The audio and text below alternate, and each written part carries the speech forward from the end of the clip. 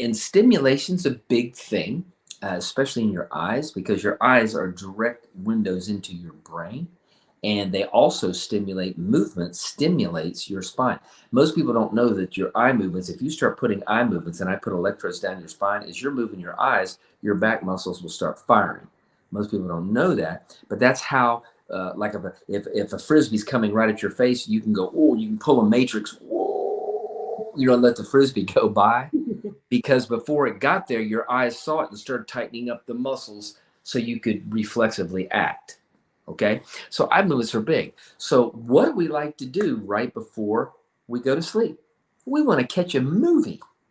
And man, sometimes we're watching these movies and there's all this stuff, and I like to watch blow up stuff, and I like to watch bang and have a good time, and the woo-ha, and I like fighting flicks and all that stuff.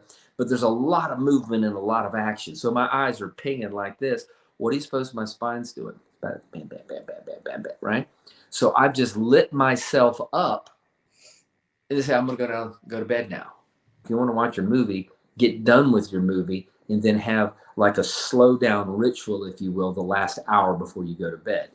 That means you come off of media. The blue light in those screens are very high frequency for the brain, and they stimulate pathways significantly. And so when you overstimulate that brain, then you're laying there trying to sleep and your brain won't shut off.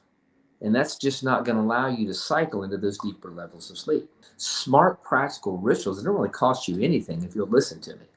So some things that are nice to do. Don't eat dinner never past about 6:30. Be through with your dinner at about that time. That way your food, you don't go on just a full stomach and your body's sitting there working all night, all right? And I like to have a little, not a lot, but I like to have a little activity in the evening. Go for a nice evening walk about an hour after your dinner. Just even if it's just around the block or so. Then what that does is it helps that body to relax and just, breathe outside. Stay away from the screens. Stay away from the stimulations. And just, you can even have conversations. Imagine that people would actually sit around and talk now, and actually communicate a little bit, and those things are really good to engage the mind the right way in order to program for sleep. Then when you go to lay down in bed, when you go to sleep, trust me, you'll go off into a good sleep, and then you'll, quote, stay asleep. Another quick little tip: go to the bathroom before you go to bed. You say, well, I don't have to go. Yes, you do. Just go in there and go. If you don't go before bedtime, then what are you going to do at 1 or 2 in the morning? You're going to wake up. Then you got to get up. Well, there you've roused yourself again, and it might be another hour before you can get back to sleep. You see? So just little practical things like this make all the difference in going to sleep and staying asleep. Melatonin is probably the most powerful antioxidant we have on the planet, so it serves other purposes as well. So it's very good. It will switch from the pineal gland. It starts to switch and cause the cascade of GABA that will then cascade down to start putting you to sleep. So I like melatonin. If you want to use melatonin, some people, for whatever reason, they don't do well with melatonin. So you may have to find what you need. I can tell you, magnesium threonate. It actually kicks the little debris out of the receptors of your brain. So all that stuff through all day that you've balled up in there, it actually kicks that debris out of the brain and causes you to go into a deeper sleep. So there's all kinds of things we can use as remedies that way too. And still the old, just anything warm, like I don't know how you are, but if warm showers, warm bath, in Epsom salts or something like that. If you're one of those tense people, some people are just tense. They walk around this.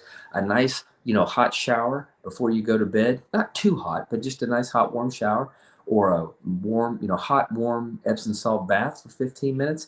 Let me tell you, you get out of that thing, you're probably going to go right to sleep. Magnesium. There's a saying, if you have a spasm, throw magnesium at it, because magnesium will break the spasm. And so you do absorb some of that in through your skin. And because of especially the heat involved in that as well, it's so relaxing for the body.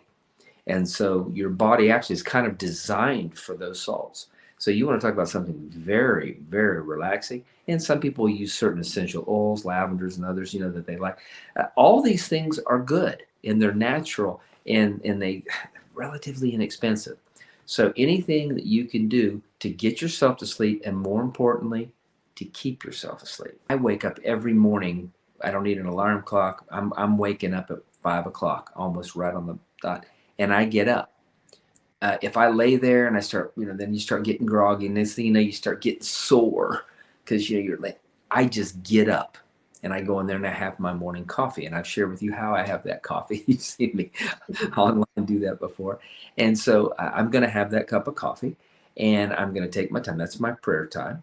And so that's the time when I'm programming myself and I'm setting myself. You said relaxation. Well, you do a devotion in the morning and you spend that time in prayer and meditation and you're drinking a nice warm beverage. I'm telling you, you talk about programming yourself for a day.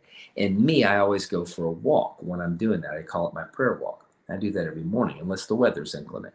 But as I do that, it just starts aligning my thoughts. It starts giving me thoughts about my day and how I want to conduct my day. And it is at the end of the day, it's one of the biggest de-stressors that you'll ever have. And the more relaxed you are, the more energy you will retain. People ask me all the time, how long should you sleep? It's still 8 hours. That's still the universal standard. That hasn't changed in research. Some people can get by with less. Some people need just a little more. Teenagers, you're going to need probably a little more. Growing children, they're going to need more. They're going to need around 10 to 11 hours because they're growing. And they're growing at such a rapid rate, they have to have time for recovery. I will tell you this, you got to kind of know, how do I know if I'm sleeping enough? If you wake up in the morning and you're still feeling sore, you're not sleeping enough because you didn't give your body enough time to heal. You wake up and a lot of times you just have pumpkin head, you know what I'm talking about? And your thoughts are bad and all that. Sometimes you overslept. Okay. So there's that fine line that you ride. But soreness is a big one. If you find yourself continually in the mornings being sore, you're probably not getting enough rest to heal those muscles and joints.